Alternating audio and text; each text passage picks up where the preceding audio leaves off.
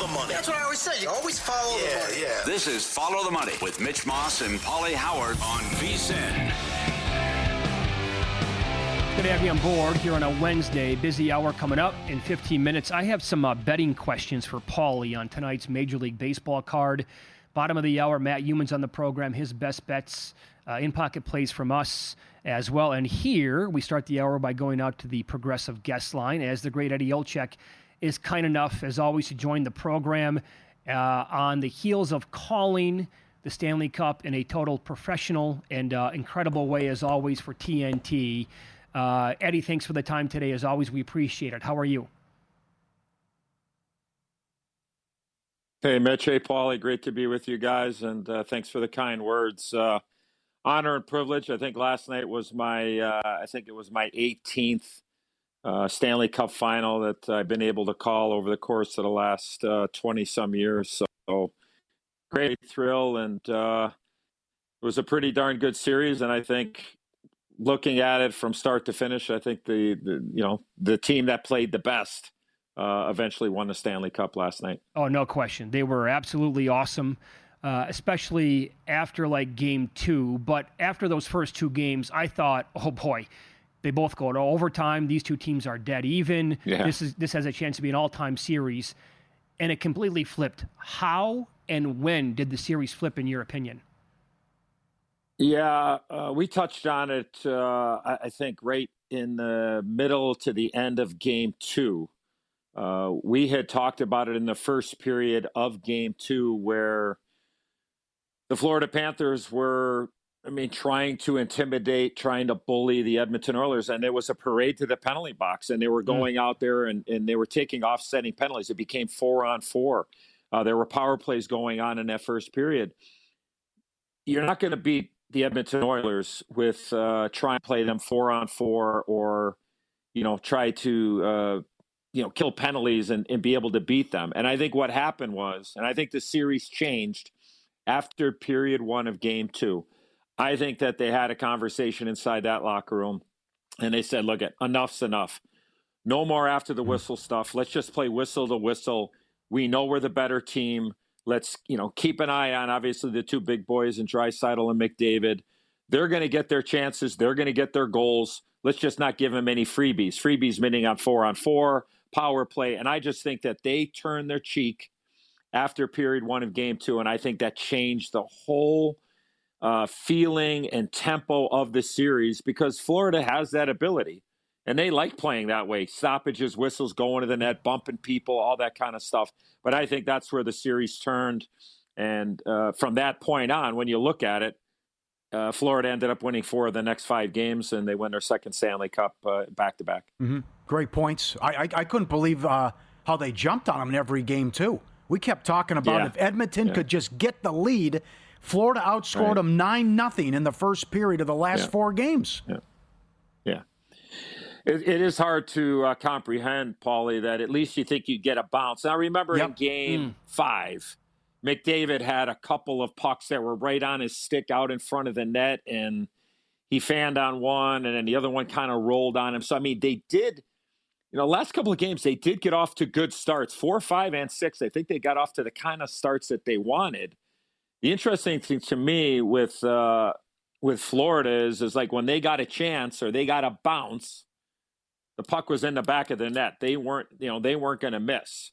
Now, that's the difference between Sergei Bobrovsky and Stuart Skinner and Calvin Pickard. The chances that Edmonton did have, they weren't able to capitalize, and the 1 or 2 that flew first periods ended up being the difference. The one thing I will say is that I was a little bit surprised in a lot of these games, and I understand Chris Knobloch, the head coach of the Edmonton Oilers. He went to the heavy arsenal relatively early in a lot of these games. And my feeling is talking to the Florida Panthers, again, these are my words, not theirs. I got the sense is that they were okay when McDavid and Draisaitl played together. They knew they would probably get a couple of goals just because of how awesome that they are. You just many freebies.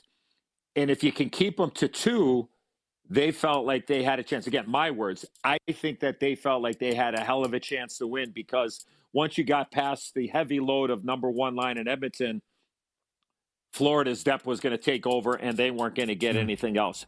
Do not underestimate the loss of Zach Hyman in the Stanley Cup Final. Like he is this would have been his type of series. Injuries are what they are. We heard Matthew Tkachuk after the game last night talking about his serious injury. And I mean, I don't know how the guy was able to gut through that and be able to be able to play. But to me, I thought that they went to the heavy arsenal a little bit too early in a lot of these games. And obviously, the Florida Panthers had the right scheme and the right game plan, and they just played for the most part 5-on-5 against the Edmonton Oilers. So the drought continues. Canada hasn't won it since '93. Edmonton goes out again.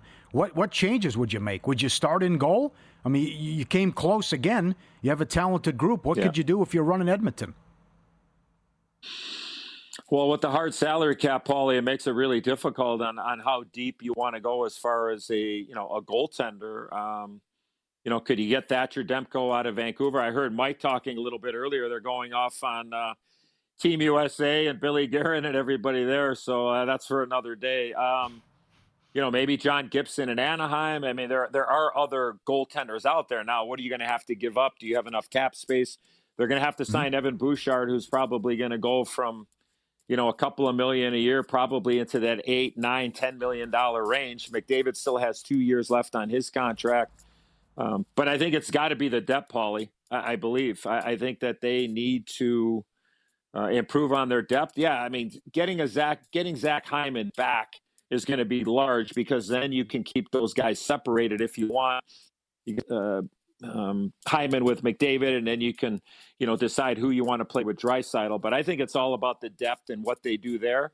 And I think if you can upgrade the goaltending, why can't Edmonton go on another run? Because obviously they have the best player in the world, and then you have arguably a top 5 player in the world on that roster. Sure. Great point about Hyman, by the way. I think we kind of forgot about that, and everybody assumed that the Oilers were going to be okay. And to your point, they probably weren't. And that's the kind of series where he could have thrived in. It's Follow the Money here on VSiN, the Sports Betting Network. Our guest is the great Eddie Olczyk. He's on the Progressive Guest Line.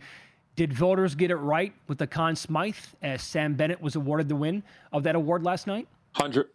Okay. Yeah, 100%. I think going in to the Stanley Cup Final, I think I saw him at north of 20-1 going in, and I think my exact verbiage is if he can have one of those types of series, why can't he be the guy to be able to to win the Conn Smythe Trophy for the MVP of the National Hockey League playoffs, the Stanley Cup playoffs?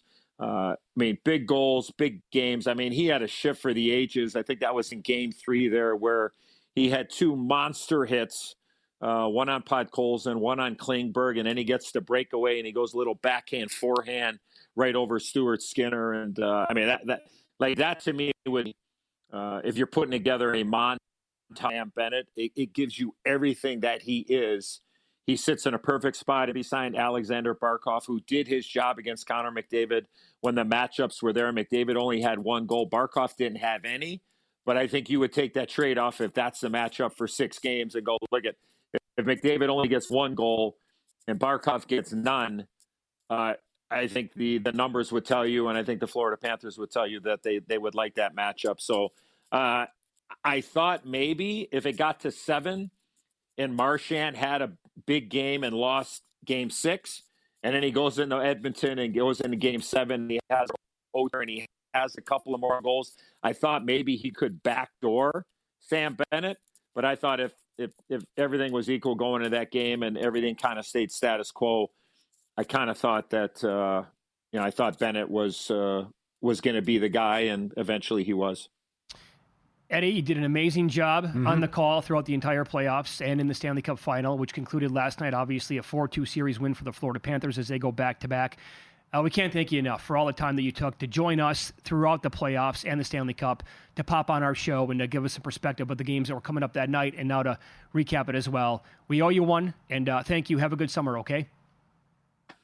Guys, thanks. Always great to be with you. I'm a big fan, as you guys know. You guys do awesome work, and always great to be on with you. And if you guys get ever during the summer and you need, maybe need a pick for the Haskell or the Del Mar Derby or the Pacific Classic, just give me a call. I got a lot of free time. I got my 4 grandkids I'm going to chase after, and it'll be a nice, busy summer in the Olczyk household. So thanks for having me. It's always great to be with you guys. Perfect. Yeah, we will do that for sure. Be good. Thank you. Have a great summer. There you go. And he was on the Progressive guest line. 100% got it right with Sam Bennett. Little scary, though, that maybe Marchand through the back door. Mm-hmm. And it was close. Again, 11 first-place votes to Bennett, 7 to Marchand. And then the voters who did not give either one of those guys the first-place vote, they gave him the second-place vote. So nobody else had a first- or second-place vote. I was a little nervous there. Bob pitches a shutout. Would people lose their mind? Because remember, there was some support for Bob on NHL.com before the game. And I'm thinking, oh, God, 100-1. How do you think the series goes if we flip goalies?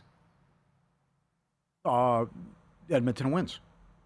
It's that simple? Oh, then they... You're not there? No, I think I am. Because I mean, some of them weren't his fault, I know, but it's... A lot of them were. I don't know. Yeah.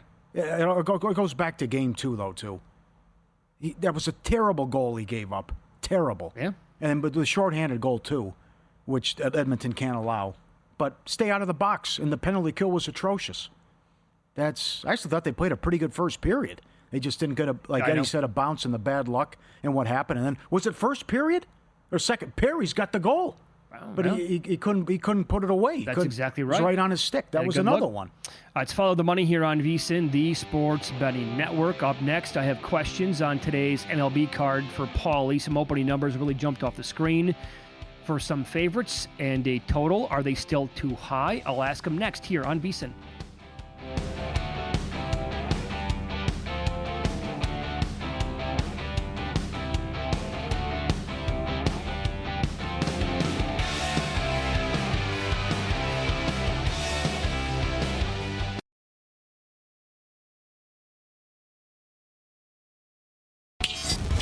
This is Follow the Money on VSiN. Welcome back. It is Follow the Money on VSiN, the Sports Betting Network. Mitch Moss, Pauly Howard. We're live in downtown Las Vegas from the Circa Resort and Casino. 3-1 Red Sox. They're leading the Mariners right now as they play in the top of the ninth. And there is one out right now. Red Sox are batting, obviously, and the 5 and 6 batters are due up right now with that one out. Pauly, tonight in Sacramento, I have questions here for you on this card with some betting numbers. We get Framber Valdez for Houston going against Luis Severino and the Sacramento A's. In the last month, Valdez has 3 quality starts, 37 strikeouts, and an ERA of exactly 2. Meanwhile, Severino at home in 9 starts in Sacramento has an ERA of 7+, 6 home runs allowed.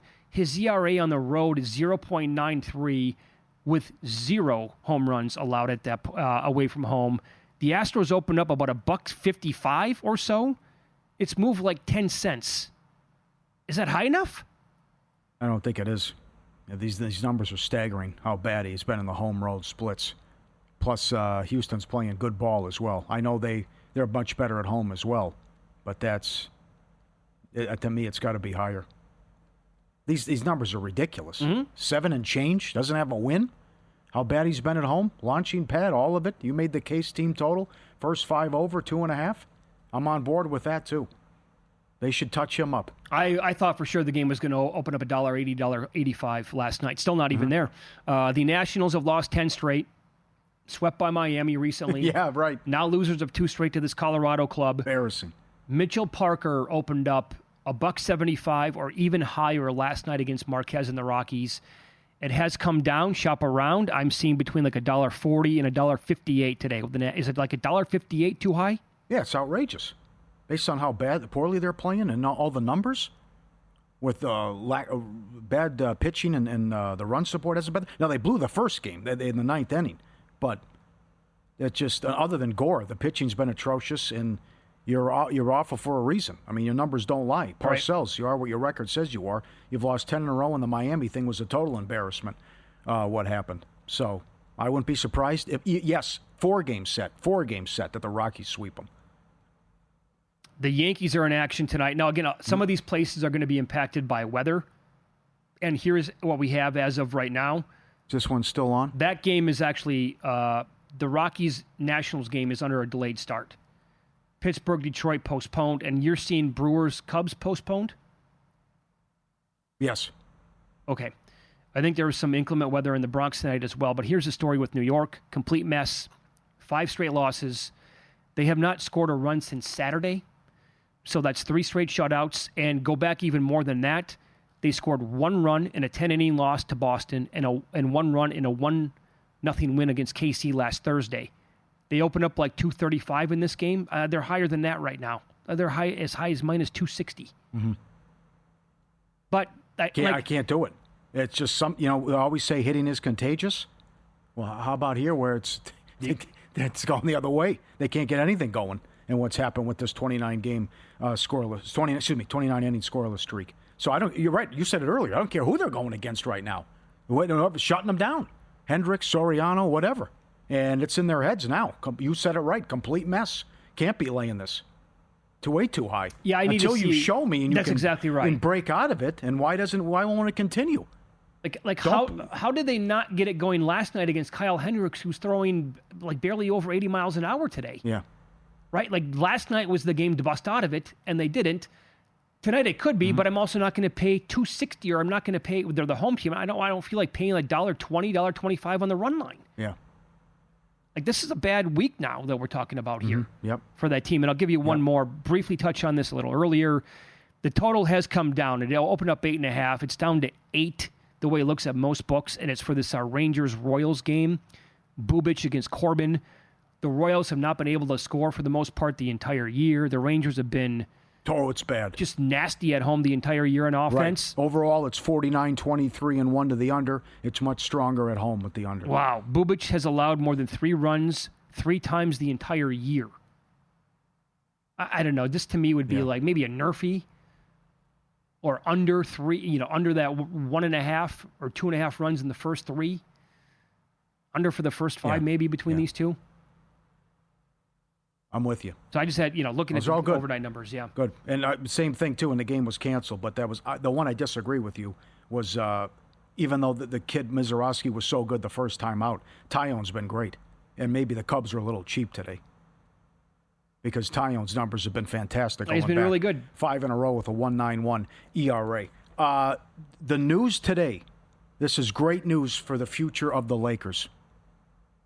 Now that the owner of the Dodgers buys the Lakers, and you see what they spend and how he treats. Oh yeah. What do you think? Do I concur? I do concur for sure. Now this is different than the Celtics because what the guy is walking into is cap hell. Because they gave all these guys the money, right? And what Tatum's doing and Brown and all this stuff kicks in, right? Holiday, they're going to have to move some people because you just pay all this money and now you're walking into this payroll. But I think it's the opposite here with the Lakers. But also, are you going to say, I don't care about this? It could be Golden State Part 2 with Lacob.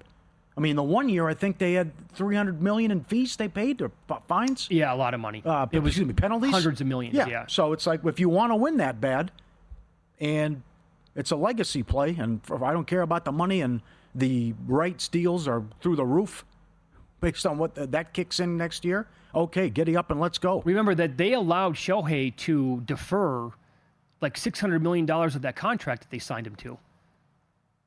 Like they're like, okay, when that time comes, here you go. We'll write the check, no problem. They were like, okay, that's what you want. That's what we're going to give you then. Yeah. This guy evidently is worth, I think, $12 billion. He's part of the Guggenheim ownership group. What are they worth combined overall? Right. Yeah. Also, here's a question for you: are they going to retain the services of Rob Pelinka? I think everything's on the table here. I would think after what Pelinka pulled off to bring Luka in, that's got to be automatically like grandfathered into the contract. Well, you never know, though, right? Yeah. I agree with David Sampson. This genie thing's not going to fly. The league's not going to allow that, and it's the same thing that they said about Grousbeck. He'll stay on as governor. He's not going to do that. He's not the owner anymore. Mm-hmm. It's not going to happen. So I can see why the kids wanted their ton of cash and get out while the getting's good to see what the evaluation is and how much you can get here. Is this also like Mike Palm briefly mentioned this, a move post LeBron, where LeBron is already involved in ownership with the Red Sox? Uh-huh.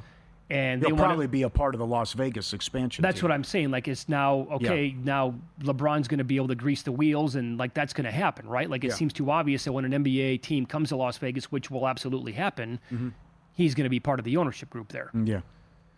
Well, I mean, if they're They are in it to win it. So if they're going to copy a page out of the Golden State playbook here, then yeah, they're going to go over any threshold that they have to in order to win a championship. Yeah, aprons be damned, whatever it is. Right. The other thing, too, I'm just surprised they just don't say that that's it, out completely. With the buses? Or is it just, okay, we can hold on to some tickets, still have some cachet, be involved a little bit? Is it going to go, how high can we go here? Probably tough to, cut ties completely, and that might be, I don't know, was that maybe like based on some wishes by her father? Like you're allowed to sell it at some point, but you can't get rid of 100% of it, I don't know. That's a good question. Keep it in the family. I don't know. Keep a little bit in the family. That's a fair point, but that also goes back to, it was like the discussion we had with JT the Brick.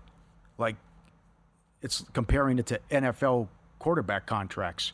Is it just going to keep going up, and up, like coming to Las Vegas and paying $20 for a drink? I think so. Is it just going to continue to go up every single year? So the Lakers go for $10 billion?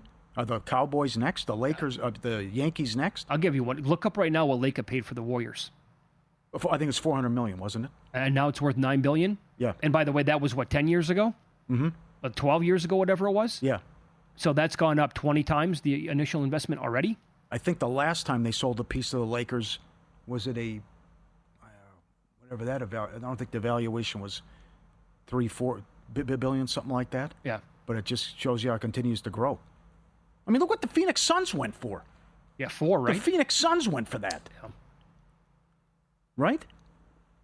If you're into futures wagering, fantasy, just like the thrill of calling your shot, you need to check out Xcutta, XCUTTA, the future of how we play. Think of it like combining a live auction with the strategy of sports betting. You choose who you want to bid on, players, teams, golfers, even horse racing. Over 1,000 athletes and teams to choose from across every major sport. You set the terms, build your own auction, invite your friends to play. You can even start auctions for free. It's like creating your own mini book for your crew, and it's fun. The hookup is email support at xcutta.com, mention VSiN, and they'll send you a special 3-month player promo code to get started.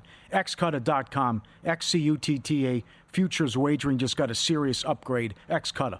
3 hits for the Red Sox today, which ultimately produced 3 runs and a win.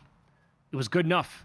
They just defeated the Mariners in Seattle by a score of 3-1. Crochet was awesome. He gets the win today. Up next, VSiN host Matt Youmans. Who is he betting this week in golf, in Game 6 of the NBA Finals tomorrow night, and how he's approaching the AFC West this year. We'll ask him next here on VSiN.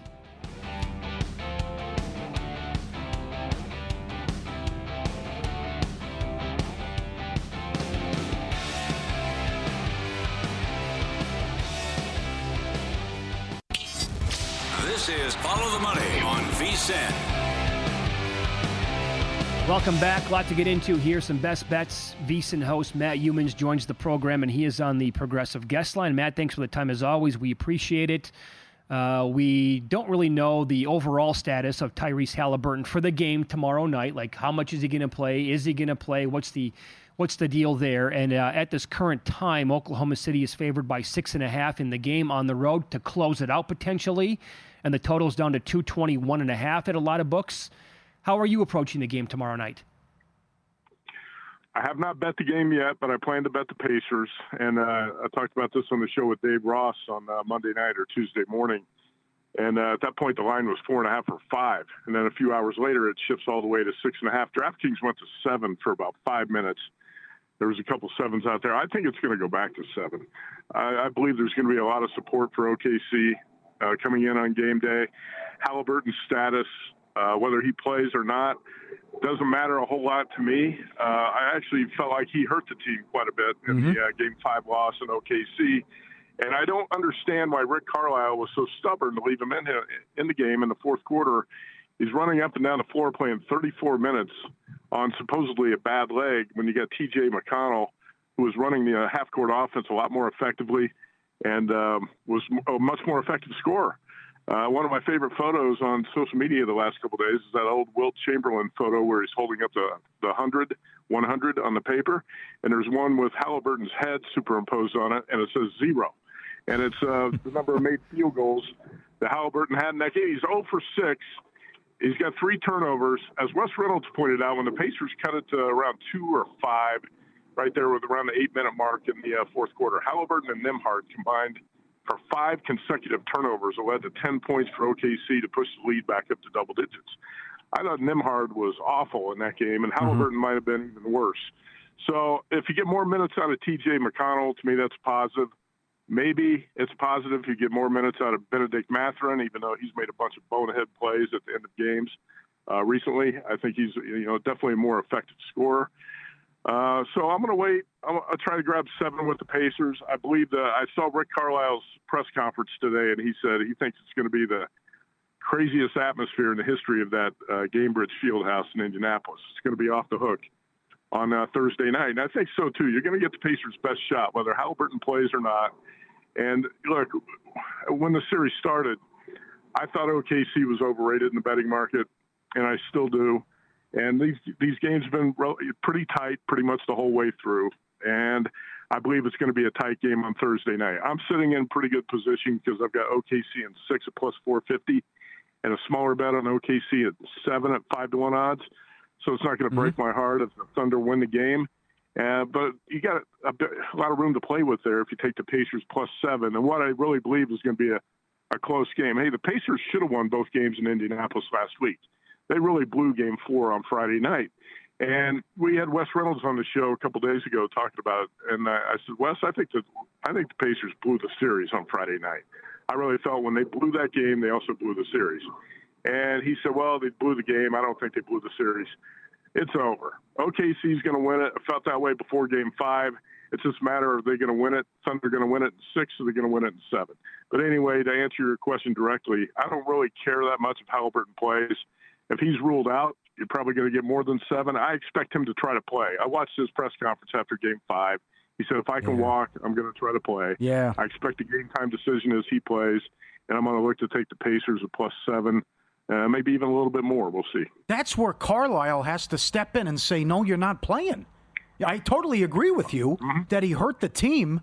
And he said, well, he's our franchise player. Was so good. Yeah, but if he's hurting the team and he's compromised, you can't put him out there. Oh, by the way, McConnell was fantastic. So I can't believe his comment, if I can walk, I'm playing. And then what Carlisle said after the last game, well, he told me he wanted to go back in, so I put him back in. He hasn't scored. Yeah. I wouldn't have put him back in. And that's one thing that really disappointed me in Carlisle is we were, Tim Murray and I were on the live betting show, or I think it was Will Hill and I on the live betting show that night. We were talking about, I said, I would not put Halliburton back in the game. He's killing the team when he's in there. Nimhart was killing the team too. But anyway, Halliburton was obviously not right on the leg, even though I think it's more of an excuse than anything. He's not right on the leg. Why do you put him back in to run up and down the floor 34 minutes when you got T.J. McConnell, who's a much more effective player there? I thought Carlisle blew it. The Pacers blew it in Game 4 on Friday night, and Carlisle blew that situation in Game 5. Yes, follow the money here on VSiN, the Sports Betting Network. Our guest, VSiN host Matt Youmans. He's on the Progressive Guest Line. You love betting golf. It was not a good result for you. It was not a good result for me this past weekend at the U.S. Open. How are you moving forward here to the Travelers this week? As a disaster. I had to trade my truck in. I'm driving a golf cart around town now.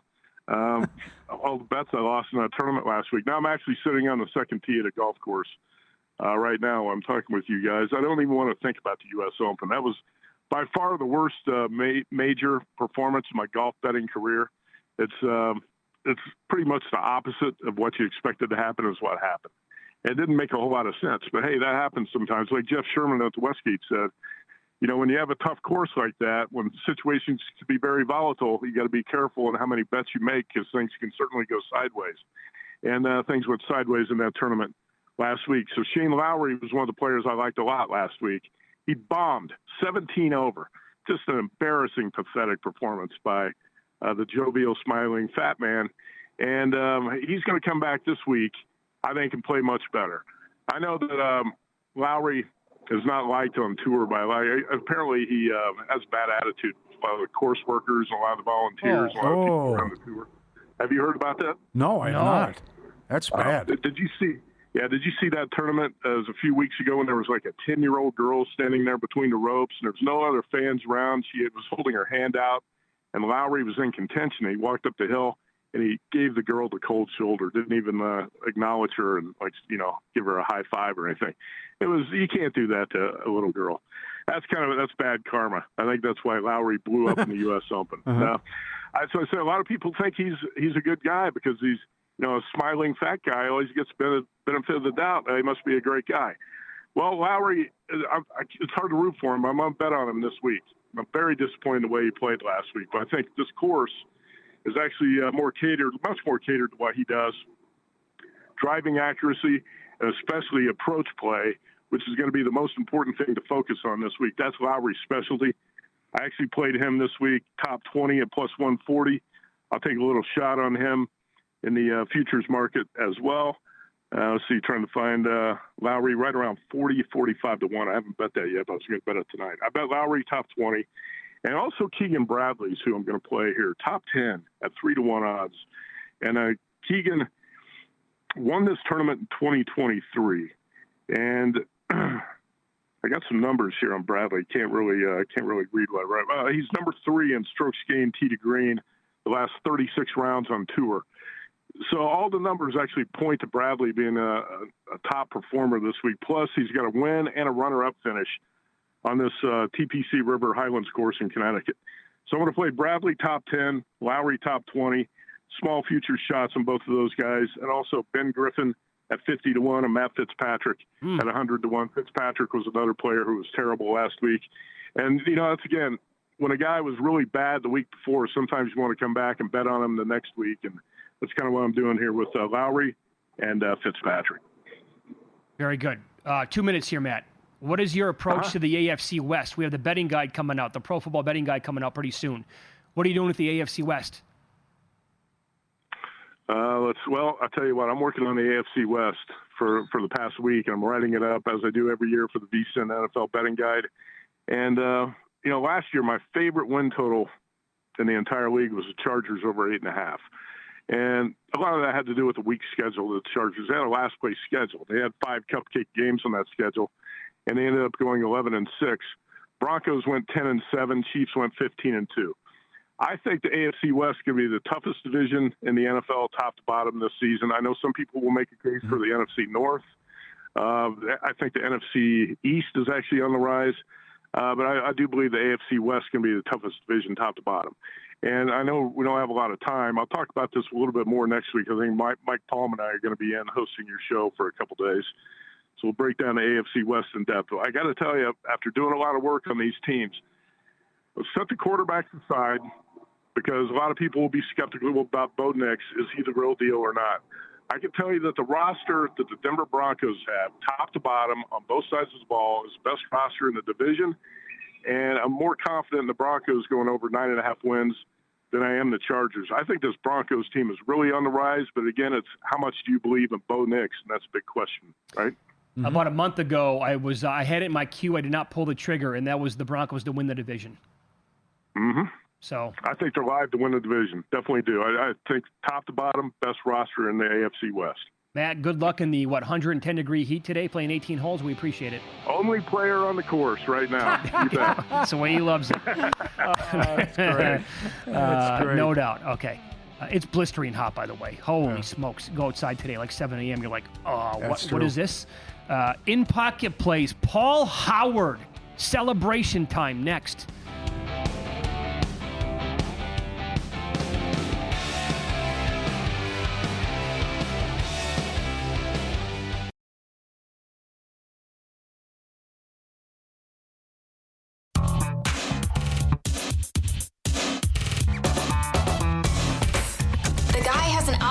To determine the winner of any given college basketball game. Someone gives you 10,000 to 1 on anything. You take it. Take it. Take it. I bet you $20 I can get you gambling before the end of the day. No way. I'll give you 3 to 1 odds. Nope. 5 to 1. Nope. 10 to 1.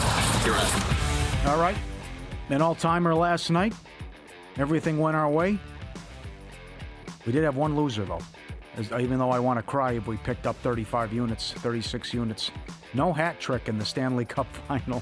Come on. 2 empty net goals. One of them banks off Reinhart and goes in. Come on. That's a loser. No shit. And then he led the series in goals. How about that? As a result. The Marchand 20 to 1 is a vicious beat for most goals in the series as Reinhart gets there. So based on what you're about to run down, is that one of your best Stanley Cup results ever then? Yeah. Oh, yeah. The 30-1, obviously, is a big boy. No shutout. Great job, man. Yep. No shutout in the series winner. Florida in 6. And that there was you at go. Will Hill. That was plus 475. Bennett Conn Smythe 30-1. I remember that. We talked about Bennett most through it. goals before the series started, and you said, you came over the top, and he said, don't do that, bet him Conn Smythe, bigger number. Right, and that was a good push from Jonathan Davis, though, too. Yeah. To get me on that as well, and it was 7-6-5, I believe. Reinhart, Marchand, Bennett, how it finished up with the goals. Yeah. Would he have 10 goals in a game? No, winner. Perry, again, shots on goal, that cashed in the first period. All 6 games he went over. And Ekholm got there in the first period as well. His blocks prop closed on a 13-1 overrun. So there you go with the Stanley Cup Final. It's a good one. All right, I'm going with Front Porch Bob. The Open Championship, 40-1, Will Hill Caesars.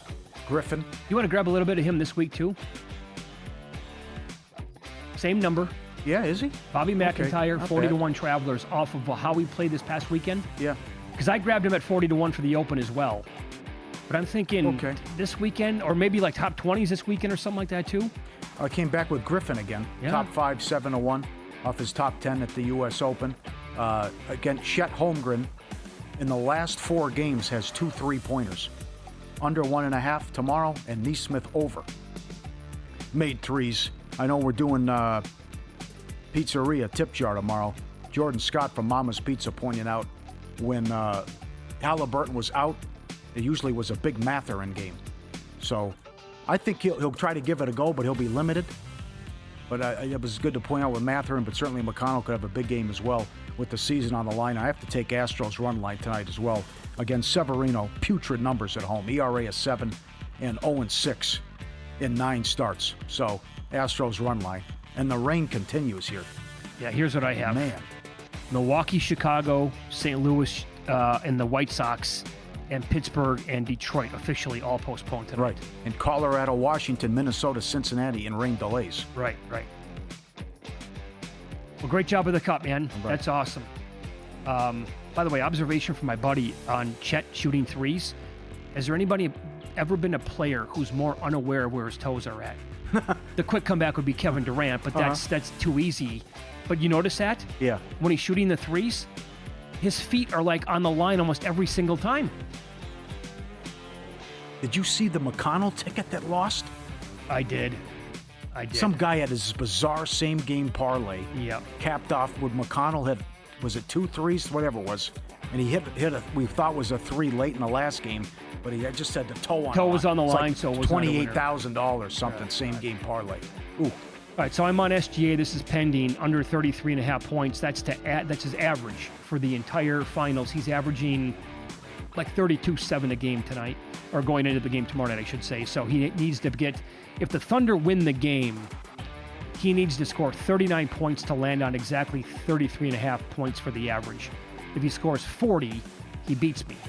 And tonight, I got to find a way to keep this Astros train going. Severino's been a disaster at home, and the Astros, the sticks have been really heating up, and it's 90-plus degrees at opening pitch, going to drop into the high 80s with the wind blowing out. I will go Houston first 5, team total over 2.5, which was minus 110. All right, good job. Send them in tomorrow, too, by the way. Tip Jar Pizzeria. I already saw Jerry 18-1, Chris 30-1, Brian 30-1, and Brandon with your big boy 28-1. He won $21,000 on the Bennett Conn Smythe ticket. Send them in. We're doing it tomorrow. Make smarter football bets this season with VSiN Pro. For a limited time, grab our football special at the early bird rate of just $175. Full access through the Super Bowl. Our NFL betting guide comes up early July. Power ratings, season-long best bets, ton of props. The morning email from Bill 80. Every best bet, every host, every guest. The betting splits from DraftKings and Circa. The live and on-demand shows via the VSiN Watch app. The betting tools as well. Early bird special the entire football season. Lock it in, $175, vsin.com/subscribe. Now, how about this? Off the top rope, a tweet from the Sharp Plays. Jeff, and he might join the program tomorrow or Friday. Great guest, has awesome stories. Mr. Poison This goes back to when we were doing mornings for many, many years. Mr. Poison is a bettor that we labeled him because he was going anti-first period fun, right? All these teams were going over 1.5 goals in the first period, like back 5 or 6 years ago. Crazy. The stretches were nuts, and the market's completely changed. We talked about it multiple times every single day throughout the show. Well, this guy would do the exact opposite. He would bet the under, and he'd get absolutely crushed. Yes. So we gave him the name Mr. Poison. He's been MIA since football, but he pops in tonight out of nowhere, 16,500 on Arkansas LSU under 10.5. All right. Yeah, let's talk to him tomorrow or Friday. Very good. The Arkansas steam won't stop here. $1.45 at Circa. Keep taking money. See what they are at DraftKings. Also $1.45. They got to have an angle? Yeah.